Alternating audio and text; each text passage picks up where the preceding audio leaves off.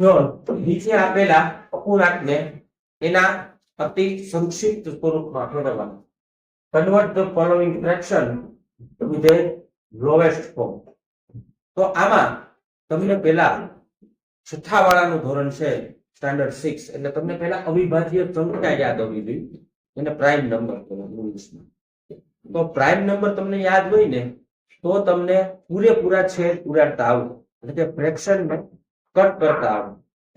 તો આમાં 2, 3, 5, 7, 11, 13, 17, 19 આ બધી અવિભાજ્ય સંખ્યા છે. 2, 3, 5, 7, 11, 13, 17, 19 પ્રાઇમ નંબર. તો આમાં તમારે આનું નાનું સ્વરૂપ મેળવવાનું છે, એટલે કે એનું લોવેસ્ટ ફોર્મ મેળવવાનું. તો આમાં સૌથી પહેલા તમારે શું કરવું જોઈએ? તો તમારે એ વિચારવાનું કે આજે 48, 48 લખાય કોના ઘડિયામાં આવે, કોના ટેબલમાં આવે. ઈ જેના ટેબલમાં આવતા હોય ઈ સંખ્યા પહેલા લખવાની, પછી જોવાનું કે આમાં કઈ છેદ ઉડે છે, કટ થાય છે તો કટ કરી નાખવાનું. બરોબર? છેદ ઉડાડી પછી ફરી પાછું આગળ જવાનું. ક્યાં સુધી જવાનું? કે અંશમાં કે છેદમાં, ન્યુમેરેટરમાં કે ડેનોમિનેટરમાં કોઈ પણ એક જગ્યાએ પ્રાઇમ નંબર આવી જવો જોઈએ. એક જગ્યાએ તો આવવો જોઈએ, બે જગ્યાએ આવે તો કઈ વાંધો નથી. બે જગ્યાએ અવિભાજ્ય સંખ્યા આવી ગઈ તો ચાલે, અંશમાં ને છેદમાં, ન્યુમેરેટરમાં ને ડેનોમિનેટર. પણ બે માંથી એક જગ્યાએ જો અવિભાજ્ય સંખ્યા આવી ગઈ તો તમારું અહીંયા અતિ સંક્ષિપ્ત સ્વરૂપ તમને મળી ગયું કે બરોબર છે. જો પહેલું સ્ટેપ શું કરવાનું કે કોના ઘડિયામાં આવે એ તમારે જોવાનું. 48 છે તો 12 ના ઘડિયામાં આવે, 12 ચોક 48 થાય.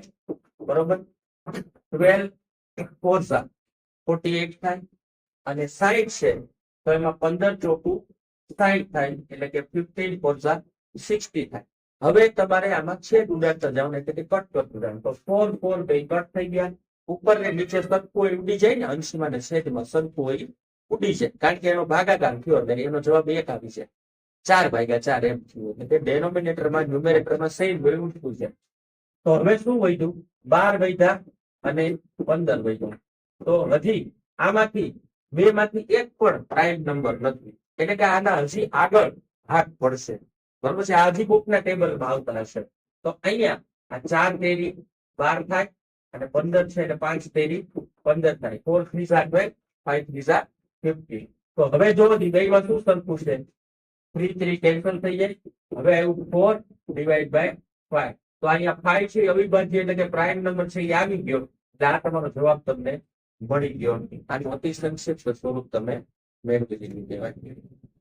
હવે આગળ બીજો દાખલો છે 52/78, 52/78. તો હવે આ કોના ઘડિયામાં આવે? તો એ તમને યાદ હોવું જોઈએ, કારણ કે તમને ટેબલ તો યાદ જ હોય. 1 થી 20 ના, 1 થી 20 ના ઘડિયા તમને આવતા હોય. તો આ કોનામાં આવશે? 13 ચોક 13 4 52 થાય. બરોબર છે? અને 13 6 13 6 17 આમાં જો 13 13 કેન્સલ થઈ ગયા. અહીંયા બધા 4/6, 4/6. બે માંથી એક અવિભાજ્ય નથી, એનો મતલબ હજી આગળ પ્રોસેસ થશે, છેદ ઉડશે. તો આ 2 દૂર 4 થાય અને આ 3 દૂર 6 થાય. 2 2 4, 3 2 6. 2 2 કેન્સલ થયા. 2/3. આ બે તમને અવિભાજ્ય પ્રાઇમ નંબર મળી ગયો, અંશમાં ને છેદમાં, ન્યુમેરેટરમાં અને ડેનોમિનેટરમાં. હવે જો ભાઈ જ્યારે 0 વાળો તમારે અપૂર્ણાંક, એટલે કે 0 વાળું ફ્રેક્શન આવે કે છેલ્લે બેમાં 0 હોય એને તમારે કેમ અલગ કરવાનું? તો 0 સિવાયની આગળની સંખ્યા લખી અને એને જેટલા 0 હોય ને એટલા 10 ગુણવા, એટલા એને 10 મલ્ટીપ્લાય કરવાના. 1 0 છે એટલે 1 10 મલ્ટીપ્લાય કર્યા. અહીંયા ડબલ 0 હતો તો 2 વાર 10 મલ્ટીપ્લાય કરવા, 2 વાર 10 વડે ગુણવાનું. અહીંયા 6 ગુણ્યા 10. આવી રીતે એને અલગ તમે પાડી શકો, કારણ કે તમને ખબર છે કે 15 10 150 થાય.